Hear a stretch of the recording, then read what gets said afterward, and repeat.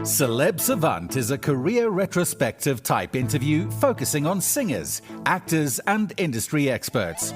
Join Barrett Edelstein now as he dives into the entertainment world.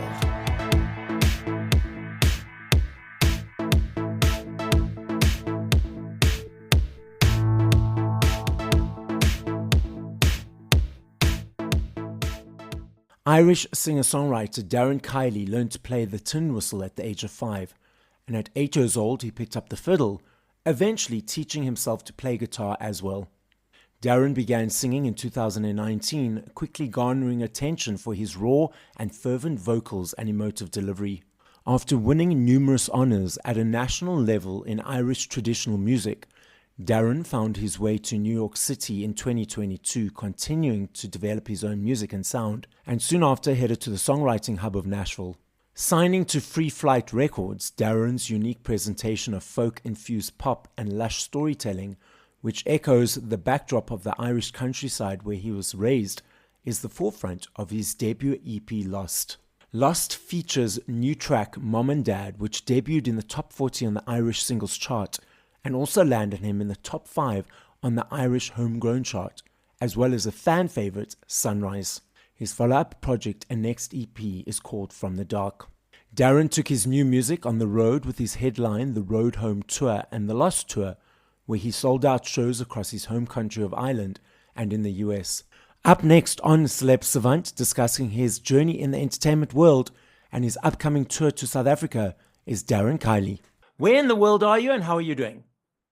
I'm doing great. I'm here in Cologne in Germany. We're just here for a few days of rest in the middle of the tour, which is nice.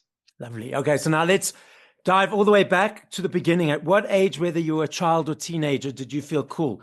This is my path. I want to be in the creative world. And how did that journey progress?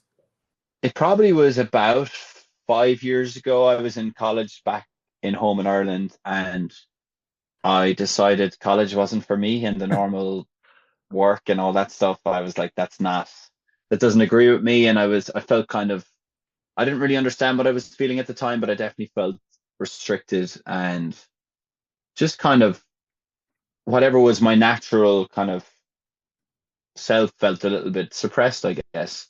So I started playing in pubs and I started writing music, and I just kept doing the next thing and the next thing to writing my own songs, just trying to record them, to try and play my own gigs. And that's kind of how I've got to this point, I think. When it sort of transitioned to the next phase of being like, okay, signing records, collaborating with others, and playing to bigger audiences, was it like, oh, this is happening? Or was it like an understanding, okay, I've been laying the bricks, this is just the next step of the foundation? I think there's different moments that happen along the time where you're like, okay, this feels a little different, or feels significant. But a lot of the time you're just you're going down this path, you've no idea what's next, and oh, that just happens to be the next thing. It's not like I would have, thought about it months in advance. I think that music and this path is so unusual anyway. I don't think you can foresee that much. So a lot of it's just about kind of going with it and just trying to try and improve and try and find the next thing. So yeah, some moments I was definitely like, wow, this is crazy. And then you just go back to, okay, what's next, and what do I do here, and how do I get better? So this is an interesting discussion point. So you said that music is flowing, it's sort of a natural progression. And yet there's obviously strategy and planning around releases, EPs, music videos, tours and stuff. So how do you balance, and maybe from your perspective, obviously, have you been able to balance the path between, okay, it's just going with the flow, and having those planned strategy of knowing what's coming up next? I think it's something I'm still definitely learning, and I found tricky at the start.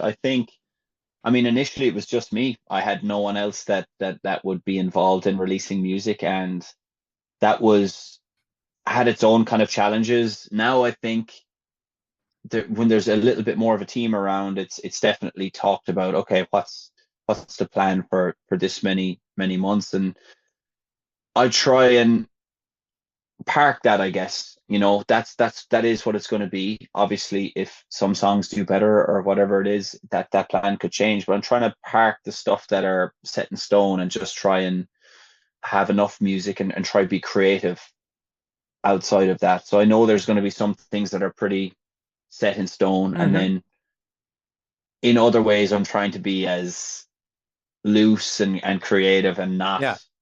kind of rigid to a structure. It's weird, but I think the more you do it, the more you just get used to. And you referenced that you at beginning you were just by yourself, everything on your own, and now you have more of a team supporting you and collaborating with you. Are there any aspects about being a part of a collaborative team that you were surprised is part of it, or it's just okay, this is just how it is? I don't know if anything was too surprising, really. You hear some stories of it not going so well, and I think Yeah. that's the big fear about, joining different teams and partnerships.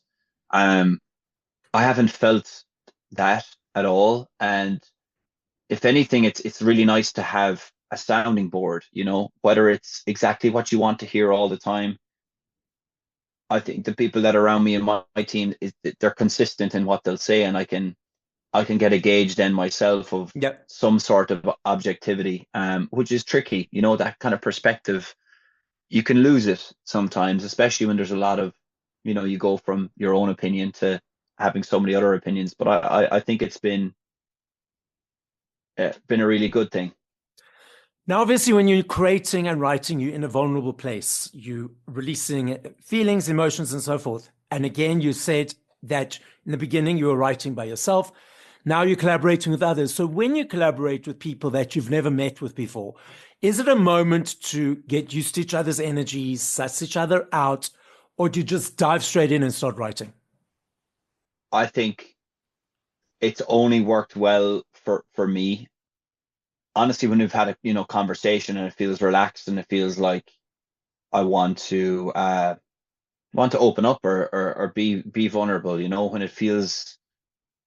when you feel like you're actually going there to write, which is obviously what you're doing, but Mm, when you feel like, okay, the job here is to write a song, it comes from no place other than kind of very cerebral thinking, in my opinion.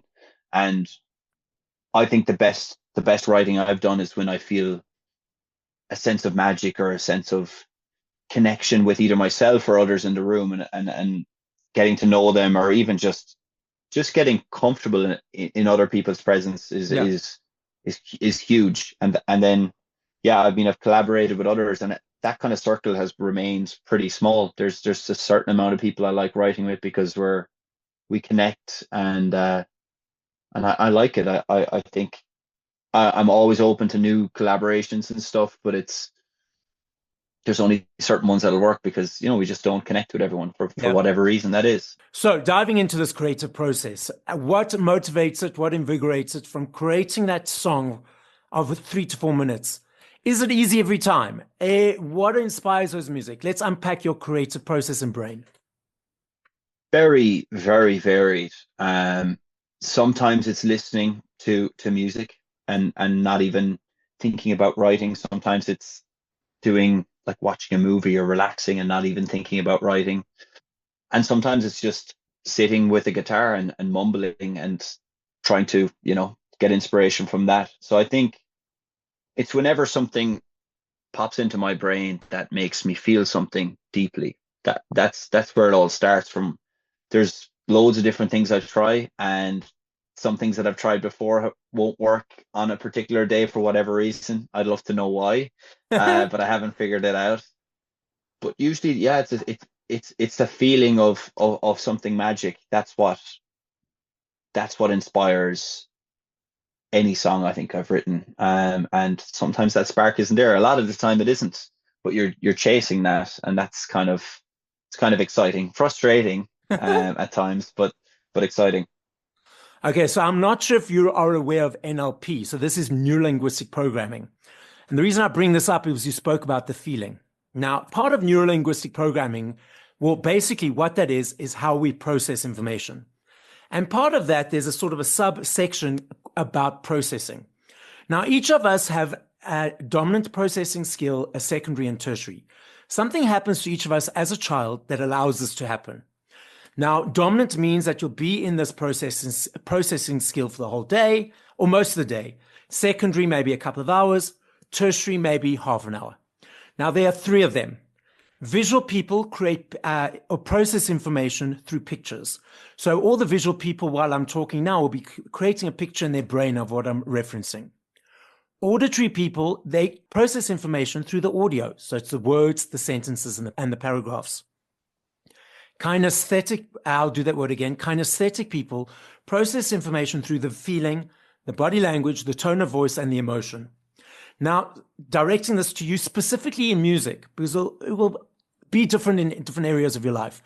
But when you're listening to one of your own songs or a song by another artist, are you seeing pictures? Is it about the feeling? Are you hearing the lyrics? Great question. I think I hear the lyrics very, very last. Okay. So all of my favorite songs, I only know the lyrics. I know it's my favorite. Like I know I love this song, and I know the lyrics 20 listens down the line when I pay attention to it. And I'm somewhere. I think if you can be, I think I'm a mix of the other two. I have some songs that I feel like I'm in a certain place, and I feel like I'm in a movie, and it's depicted like that. Or Yep. the same way when I'm writing songs, I feel like I can picture the scene happening, and Yeah. that's how I create the words. But that's not every song. Yeah, the lyrics are definitely last. I think that's the thing. Almost like the cherry on top would maybe be the wrong thing to say, but Yeah. when I feel something so strongly from a song, and then I discover the lyrics and they hit me at another level, it just it's the full seal of approval in terms of making that song feel incredible for me.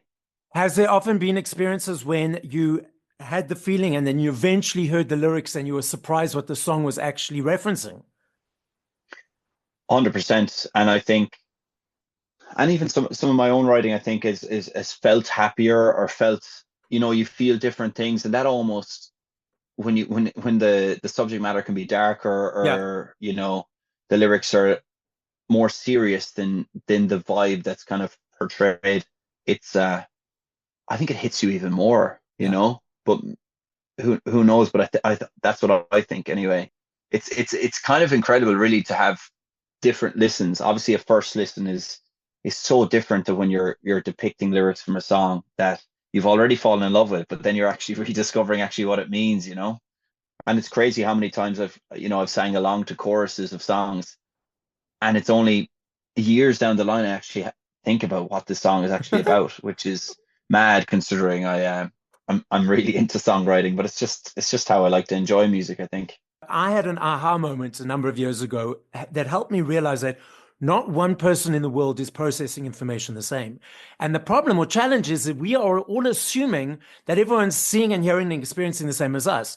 So I was with a person in the gym and we were talking, and I'm able to hear lyrics clearly. So if we were talking now and a song was playing in the background, not too soft, not too loud, I could hear the lyrics clearly.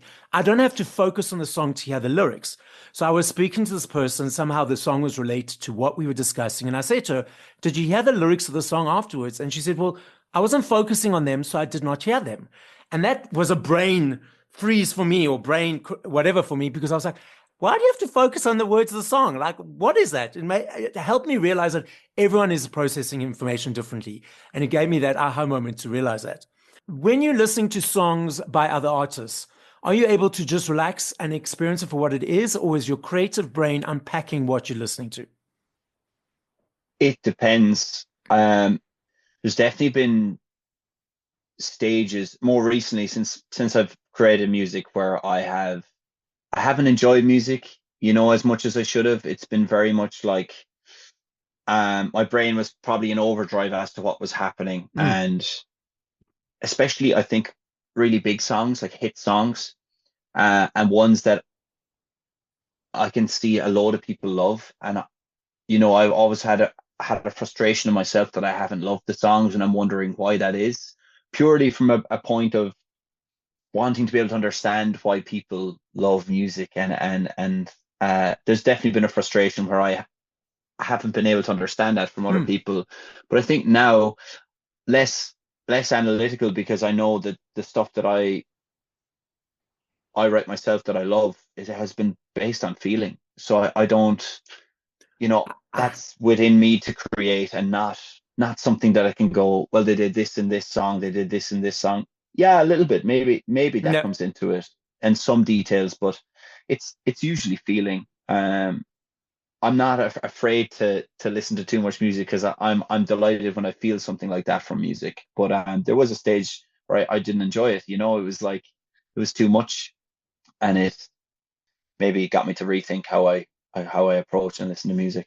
Well, it's interesting because feeling is in the body and the brain is the thinking mind. So you've taken yourself out of the thinking brain and back into the body, Hmm. which is fantastic. What do you enjoy about performing live? I enjoy the feeling right before you go on stage, when you can almost hear that there's people the other side of the curtain, or Hmm. the door, whatever way onto the stage it is, and just again, just the fact that you're in a feeling for an hour or an hour and whatever it is, and you don't do a lot of thinking. It's just like it's a connected feeling where you feel a connection to yourself and to people. That's like no other feeling I think I've felt doing anything else. It feels like magic.